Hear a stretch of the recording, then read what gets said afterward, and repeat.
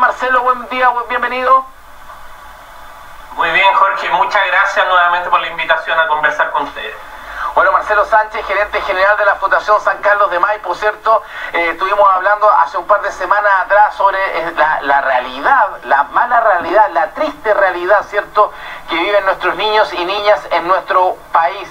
Y ahora quiero llevarte a otro tema, Marcelo. Nosotros la semana pasada tuvimos un coloquio con el lanzamiento de 2 libros, ¿cierto? Gobernanza avanzada, o anticipatoria, perdón, Gobernanza anticipatoria del senador Francisco Chaguán, y Ahora es cuando, de Joaquín Lavín. ¿Y qué hablamos en ese coloquio? Sobre la perspectiva de este Chile que necesitamos un plan de perspectiva. Y hay una carta que sale publicada, ¿cierto?, en el Mercurio, que hace referencia a Alexis Sánchez, que fue el moderador justamente de este coloquio, que la quiero leer y te quiero compartir. Es una carta muy hermosa que hace llegar el cardenal, ¿cierto?, Fernando Chomalí a las cartas del Mercurio. Y dice, tan simple como eso: siendo el jueves pasado día de visita en la cárcel Colina 2 y encontrándome allí en actividades pastorales, vi la conmovedora escena de un interno y su esposa abrazados tiernamente con su hijo de 1 año 4 meses de edad en brazos.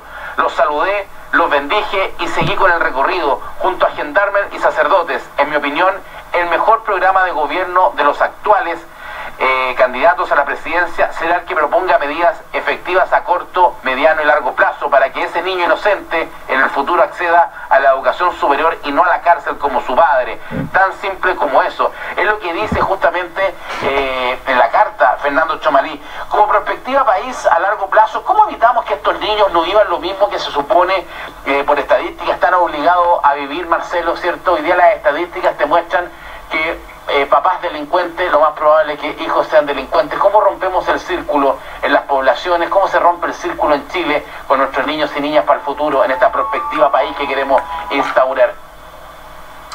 Jorge, tú bien lo dices, 4 de cada 10 personas que hoy día están privadas de libertad fueron hijos o cuidados por personas que están en conflicto con la justicia y por lo tanto estaban presas. Entonces, es evidente que hoy día hay un factor de riesgo que está latente en aquellos hijos de madres o padres que están privados de libertad o de cuidadores que han sido importantes en su vida que están privados de libertad.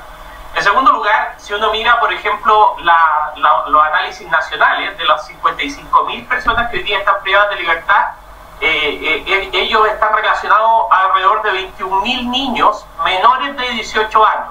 Si lo llevamos a las proporciones que significa la quinta región, por ejemplo, la región de Valparaíso, estamos hablando del orden de los 5.500 internos que tendrían a su cargo alrededor de 2.000 niños. Y la verdad es que la política pública es bastante ciega respecto de lo que se hace con esos niños. O sea, cuando, por ejemplo, tuvimos programas muy interesantes como la Ley de Emergencia, que trabajó, la iniciativa de la Legua trabajó la remodelación del eje Canin, trabajó la infraestructura, dio un golpe policial muy importante a las bandas delictivas, pero después de 5 años, cuando nadie se había preocupado de los niños en ese entorno, digamos, nos encontramos con que los líderes de las bandas nuevamente que están participando son hijos de aquellos que fueron presos. Entonces, ¿cuál es la lectura en esto? La lectura es que nosotros tenemos hoy día una población de altísimo riesgo de involucramiento delictivo temprano, que son los hijos de aquellos que están en conflicto con la justicia. Es el principal factor de riesgo en el involucramiento delictivo. Y para eso, entonces, tenemos que llegar antes. Y tenemos que poner foco en aquellos hijos de padres, madres o cuidadores que terminaron presos, para trabajar con ellos en aquellas condiciones que son habilitantes. O sea, programas de acompañamiento psicosocial. Piensa toda la estigmatización con que carga un niño cuyo padre ha terminado preso. Piensa, por ejemplo, lo que significa el riesgo de deserción escolar de esos niños. Piensa lo que significa la falta de integración a entornos comunitarios, la falta de oportunidades. Todo eso se tiene que trabajar seriamente con este grupo para que finalmente se creen los factores protectores que evitan que repitan o que adhieran a esas conductas delictivas. Estamos junto a Marcelo Sánchez, gerente general de la Fundación San Carlos de Maipo. Estamos mirando con perspectiva, ¿cierto?, el futuro de niños y niñas en Chile. Marcelo, quiero retroceder y avanzar. el diagnóstico que hacemos y lo avanzamos bastante bien y vemos cuál es la realidad hoy día en Chile. Pero si revisamos los últimos 15, 20 años en temas de la Defensoría de la Niñez, de los diferentes gobiernos, tomando en cuenta sobre todo los dos gobiernos de Piñera, los dos gobiernos de Bachelet, ¿cierto? Y los 4 años ya que se van a cumplir de Gabriel Boric. ¿Qué se ha hecho por la Defensoría de la Niñez en estos últimos 5 gobiernos? A ver, la Defensoría de la Niñez, en primer lugar, es una magistratura de persuasión. Eso quiere decir que la ley le da bien pocas herramientas para poder ser efectiva en estas materias. Particularmente lo que hace es interceder ante los garantes y ante el Ejecutivo para que se cumpla la ley de garantías. Ahora, eso lo hace llevando algunas causas que son emblemáticas.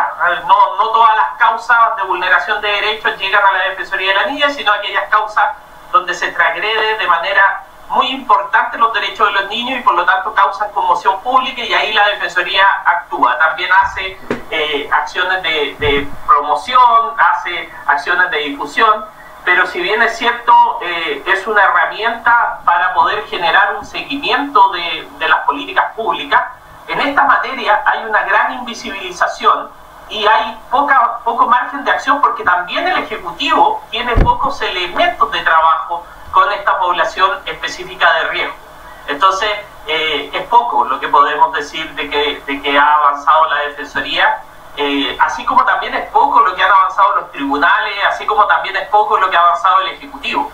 O sea, acá tenemos una crisis de sistema que básicamente no pone a los garantes como los actores que deben ser para que efectivamente se promueva la prevención y la protección de niños que están en una situación de altísima vulnerabilidad. Y hemos sido más bien expectantes de cómo han ido aumentando, por ejemplo, la participación de niños en bandas delictivas contra las personas, que ha ido progresivamente creciendo según la estadística de la misma policía.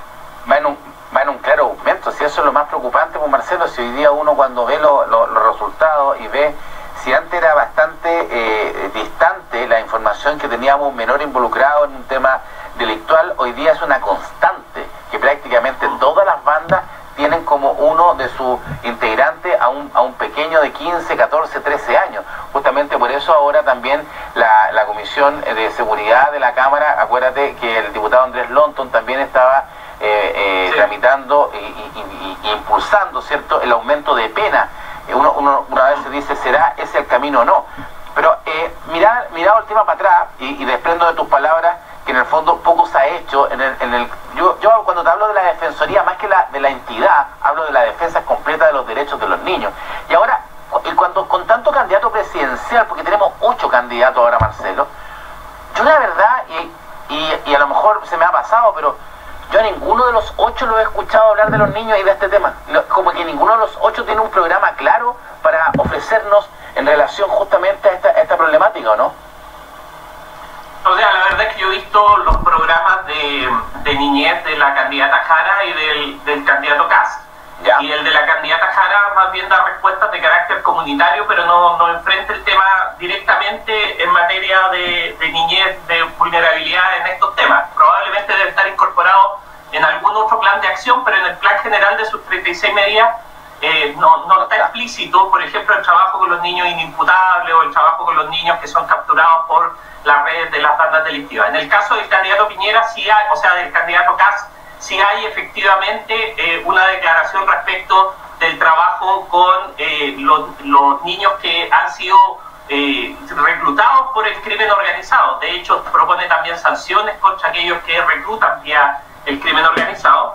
Y también hay un foco particular respecto a lo inimputable. Eso más bien no en el programa final del gobierno, sino en un programa que él lanzó que tiene que ver con el sistema de protección. Por lo tanto, yo creo de que sí la temática abordada de distintas formas en ambos candidatos debiera estar presente, y creo de que hay una expresión mucho más formal de este tema en lo que plantea el candidato Kast, sin entrar a ver en profundidad cómo son los programas que se están proponiendo en ambos casos, digamos. Pero no he estado, Te escucho, Marcelo, disculpa. Sí, lo que yo digo es que en ambas candidaturas yo creo que hay un esbozo de poder ver que este problema existe. Hay que ver quién baja de mejor forma los programas, y sí hay una especificidad mucho más clara en esta temática en el programa del candidato Kast.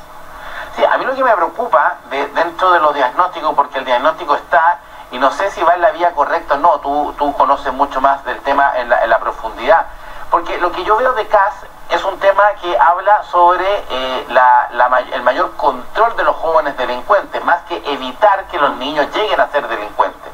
Y cuando veo también este proyecto de ley que se vota en la Cámara sobre el aumento de las penas, veo más poner mano dura al castigo. Efectivamente hoy día no está. Hoy día un menor de 15, 16, 17 años que delinque no tiene penas altas, y por lo tanto por eso se produce esta especie de círculo que delinque, sale, queda en libertad, vuelve a delinquir, etcétera, etcétera, y un círculo vicioso, ¿cierto?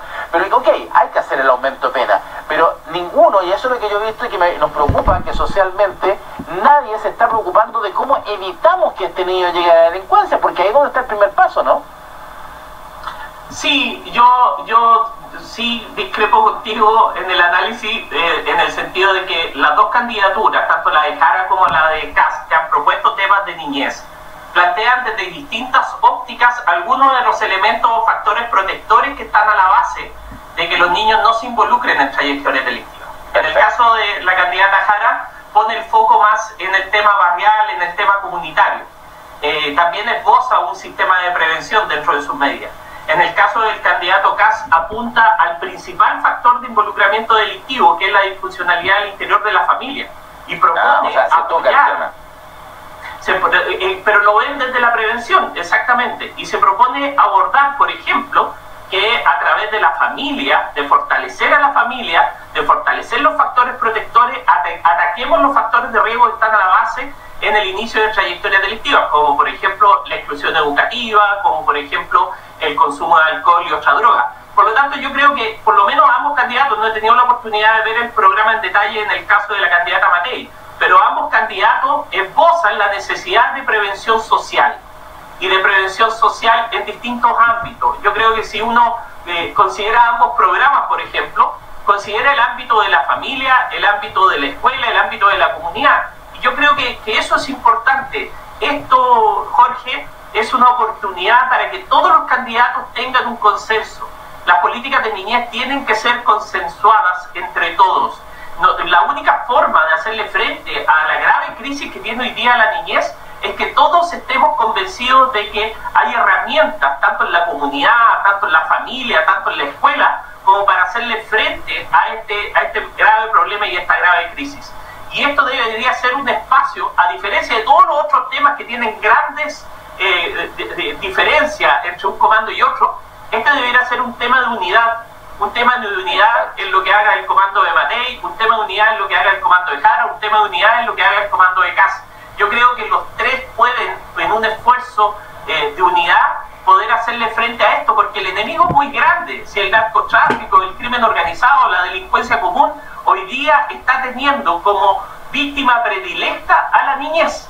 Y por lo tanto, ya sea por... ¿Qué esperas para planear tu próximo viaje? Ya comenzó el Travel Sale del 25 al 27 de agosto. Razones que sea, ya sea por involucrarlo en acciones delictivas, como también como sean víctimas aleatorias del delito, víctimas de una bala loca, víctimas de una quitada de droga. Finalmente, esa es la realidad que están viviendo nuestros niños. El costo de la delincuencia y del crimen organizado lo están pagando los niños. Y este es un llamado para todos los candidatos. Esto es un factor de unidad. Este es un factor que tiene que ser trabajado con altura de miras, con visión de Estado, con profundidad ética, de tal manera que los tres candidatos incorporen en sus programas los factores protectores necesarios para evitar el involucramiento delictivo de niños y jóvenes, y también para crear un espacio de bienestar seguro y protegido en la familia, en la escuela y en la comunidad.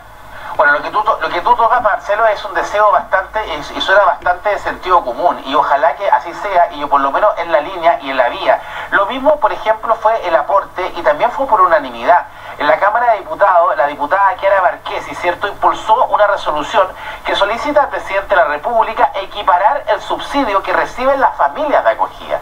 ¿cierto? La familia de acogida es muy importante. Hoy día una familia de acogida que se hace cargo de un niño o de una niña, ¿cierto? Monetariamente recibe menos plata de parte del Estado que un hogar de menores, ¿cierto? Que una residencia de estadía de los menores. Hoy día lo que se busca con esta solicitud que hace Chiara Varquesi es equiparar este subsidio que recibe la familia de acogida, pues actualmente se entrega, por ejemplo, a la residencia de protección.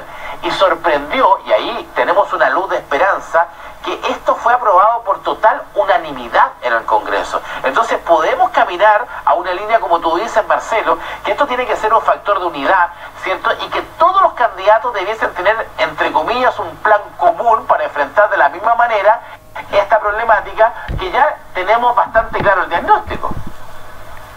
No, yo estoy totalmente de acuerdo y valoro la iniciativa de la diputada Varquesi. La verdad es que nosotros siempre hemos venido sosteniendo que es absolutamente ilógico que durante años se ha presentado como la familia de acogida la solución para los cuidados alternativos cuando un juez decreta la separación de un niño de sus padres. Las Naciones Unidas en el año 2010 instaron a eliminar el sistema residencial progresivamente en beneficio de las familias de acogida. Y el Comité de Derechos del Niño, la Corte Interamericana de Derechos Humanos, distintas organizaciones internacionales, debido a la evidencia contundente sobre el daño de la institucionalización de los niños, instó a los países a avanzar en sistemas de acogimiento familiar. Sin embargo, nuestro país, que lo declaró también, muchos gobiernos han venido declarando que es la mejor forma, no hicieron nada en concreto, simplemente iteraron en ampliar o reducir los tamaños de las residencias, pero no fortalecer el sistema de acogimiento familiar. Así es que, por ejemplo, una familia recibía del orden de 90.000 pesos, comparado con una residencia que estaba en 1,5 millones. Exacto. Y la verdad es que son el mismo niño, el mismo nivel de riesgo. Exacto. Que requiere de un seguro de salud, que requiere de apoyo para que vaya a estudiar, que requiere de atención psiquiátrica, atención médica. Entonces, lo que estábamos viendo es que las familias que llegaban básicamente son familias extensas, son familias del mismo núcleo familiar en donde el niño había sufrido una vulneración. Y no se ha avanzado de manera significativa a familias de acogidas externas porque se requiere resolver todos estos otros temas. Y el primer paso es igualar la subvención. Por eso lo que ha hecho la diputada Varquesi es un tremendo logro en términos de poner en valor realmente que acá no pueden haber estas diferencias brutales entre el sistema residencial y el sistema de acogimiento familiar, si sabemos que el sistema de acogimiento familiar es el mejor sistema para los niños para garantizar el derecho a vivir en familia. Me alegro mucho de la unanimidad porque eso da cuenta de lo que te estoy diciendo, tal como tú dices también, de que es un factor de unidad, que queremos resolver la grave crisis que enfrenta el sistema de protección. Piensa, Jorge, que hoy día tenemos 4 veces las listas de espera que teníamos el año 2021 cuando empezó Mejor Niñez, que tenemos 14.000 niños en lista de espera en materia de salud mental solamente. Entonces, esto es muy grave y si no se resuelve hoy día, y creo que un camino hacia donde tenemos que avanzar es fortalecer el modelo de familia de acogida, ampliar la convocatoria, generar condiciones para que las familias que se interesan puedan perseverar en ser familia de acogida y finalmente desinternar en primer lugar a aquellos niños que tienen prioridad en la ley. Si resulta que la ley de garantía establece que niños de 0 a 3 no pueden estar en residencias, y lo que ha pasado es que lejos de desinternar niños han ido aumentando el número de niños. Cuando empezó Mejor Niñez eran alrededor de 500, hoy día estamos ya en 750. Entonces, la ley dice que esos niños tienen que ser desinternados y sin embargo estamos abriendo nuevas residencias para lactantes de 0 a 3. Entonces, es claro que tiene que haber un incentivo correcto para avanzar en el fortalecimiento de las familias de acogida.